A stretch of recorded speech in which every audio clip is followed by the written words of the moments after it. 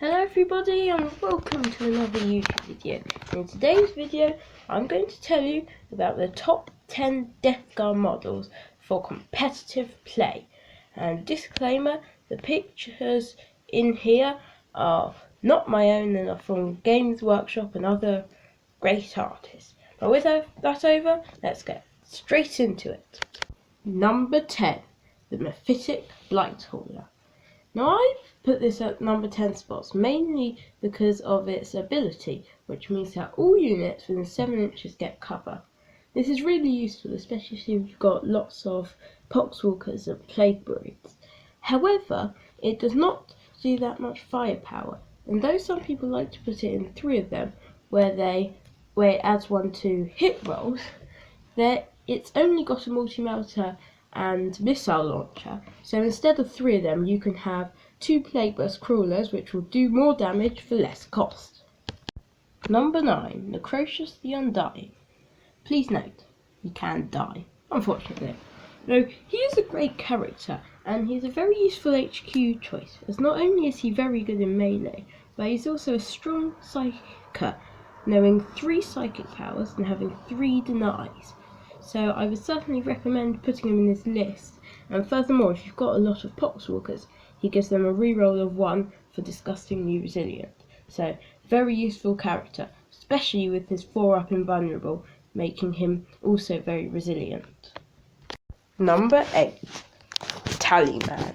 The Tallyman is a very useful elite choice for your army, as not only does he give rerolls of all failed hit rolls in the fight phase for all units within 7 inches, friendly units of course, but he also helps you farm CP, as every time you spend a CP you roll 2d6, and on the 7 you get that back, which is of course also very useful.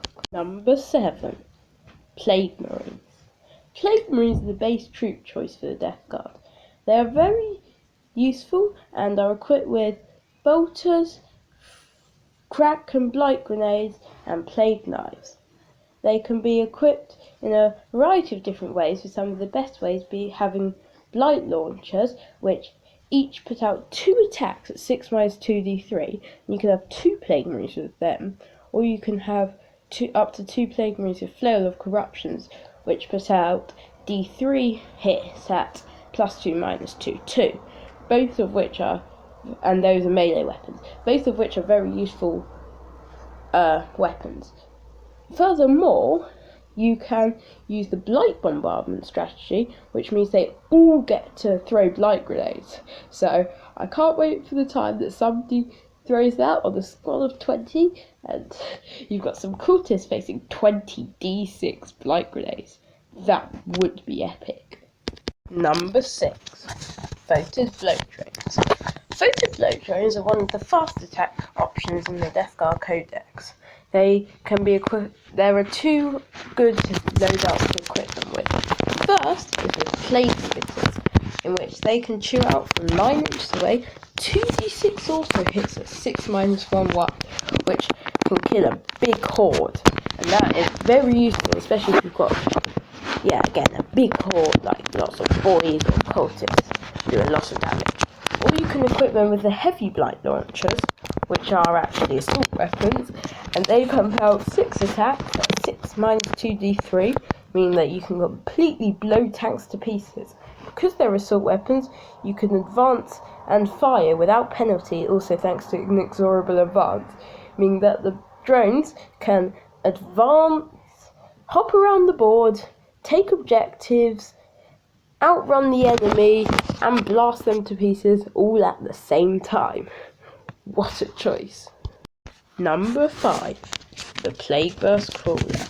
Now the Plagueburst Crawlers are heavy support units that can be equipped with 2 options. The first is with entry cannons, which are effectively las cannons. So they can sit at the back, firing 2 las cannon shots and their mortar and heavy slugger, and absolutely blast the opponents to pieces. Or you can equip them with flamers, which with the plague spitters, which are 2d6 flames at 7 minus 1, which is pretty exciting. So then you can be charging up the board, wrecking any swarm while blasting the opponent to pieces with your mortar. I can't think of anything better, apart from, of course, the other 4 on this list. Number 4, Deathshtaud Terminators. Now, where do I even begin on these? So, if you've got a squad of 3 of them, you get 4d6 auto hits at 401 from a 6-inch range, and that's a pistol, so you can shoot it when you're in melee. And then you get 10 attacks, or 13 when you charge, at 8 minus 3d3, so you can literally rip tanks to pieces. And then they're also really resilient, as they get 2 wounds each with a 2-up save, 4-up invul, and 5-up disgustingly resilient. Furthermore, they've got an ability, so if they're within 3 inches of a character on a 2-up, they take a shot for the character. And all characters within 3 inches get an extra attack, so they really are a good elite choice. And of course they can deep strike. Number 3, Poxwalkers. Poxwalkers really are the perfect screed units. Now, if you have Typhus, they are toughness 4, and if you're playing against Imperium, they're wounding on 4s. And furthermore, they've got a 5-up feel no pain, which is really useful. So they are definitely worth putting in the list, especially as they're only 5 points in model. And even better, they don't take morale, so you have to kill them to the every last man. And also, if you get them into melee and you kill an enemy model, it means that you add another Poxwalker to your unit, so they're not dying too quickly. Number 2, Typhus.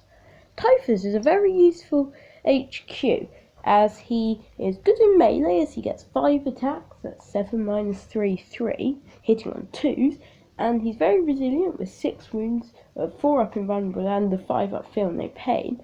Furthermore, he gets to manifest 2 psychic powers, and all Poxwalker units within 7 inches add 1 to their strength and toughness, so a very useful unit. Number 1, the Foul Blightspawn.